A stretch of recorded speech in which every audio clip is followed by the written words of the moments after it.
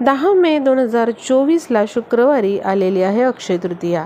या दिवशी माता लक्ष्मी भगवान विष्णूंची विशेष सेवा केली जाते। धनप्राप्तीसाठी लक्ष्मीने आपल्या घरामध्ये अखंड वास करण्यासाठी ही सेवा केली जाते। 3.5 मुहूर्तापैकी अक्षय तृतीया हा मुहूर्त आहे।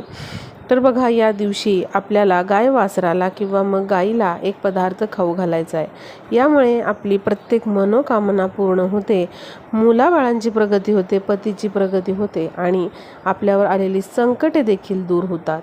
तर अक्षय तृतीया दिवशी आपल्याला गाईला पुरणपोळी किंवा गूळ, चपाती, भिजवलेली चणा डाळ हे खाऊ घालायचं आहे। त्याचबरोबर माता लक्ष्मी समोर देवघरामध्ये काही केळी ठेवून अशी केळी आपल्याला गाई किंवा मग गाय वासराला खाऊ घालायची आहेत। यामुळे अनेक पितृदोष दूर होतात आणि माता लक्ष्मी आपल्या घरामध्ये अखंड वास करते।